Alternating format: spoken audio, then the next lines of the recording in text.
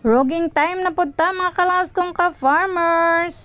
As a seed producer, we make sure nga ang amo ang kanaganing similya nga ginahatag sa inyo o ginabaligya sa inyo is na ajoy quality ug wala joy sagol. Kung 402 siya, 402 ra gyud siya. So man na siya nga ingani pa lang nga stage sa humay mga kalabs kanang padung na siya bunga amo na jud siyang ginarugingan og tanan nga among makita nga kanaganing sagol amo jud siyang ginakuha hangtod sa kanaganing wa na joy mabilin. Kay as a seed producer kinahanglan jud nga wala joy laing masagol sa amo ang kahumayan.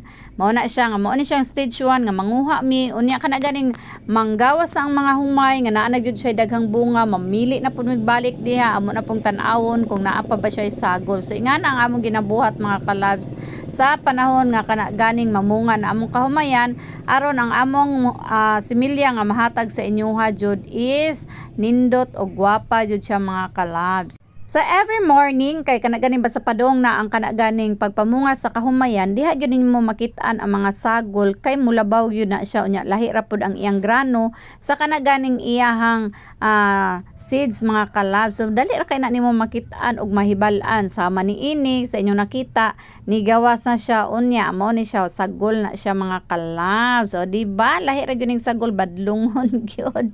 Mura gyud na siya og kuano tao pud na poy magpabadlong. So ana po ng mga kahumayan.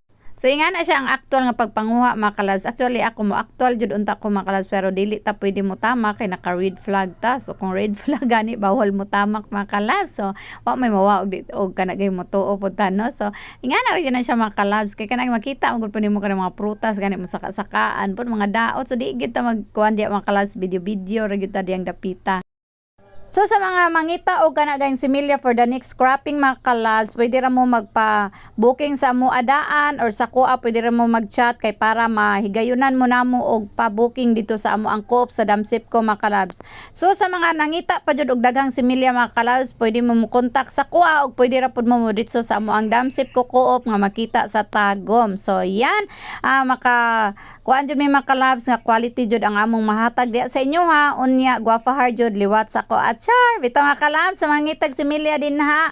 Ang among similya ron is RC160, kana inyong nakita, og napoy RC402. So, daghan pa yun nga mga similya. So, booking me for kanang orders o og ayaw mo kaulaw mga kalabs nga kanaganing mangutana about sa mga similya kung sa mga available mga kalabs kay kanang mutubag ra jud mi mga kalabs. Unya nara pod napoy page ang among coop mga kalabs, ang pangalan is Damsip ko Coop. Pwede ra jud mo muditsog chat diya sa ilaha.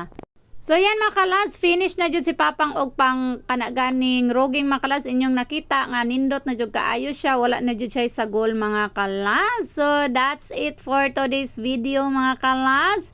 And happy farming mga ka-farmers og kanaganing laban Japan lang jud ta kanunay mga kalabs og ampo ra jud ta kanunay kay tabangan ra jud ta sa Ginoo. Thank you for watching and have a blessed Friday everyone. Love lang.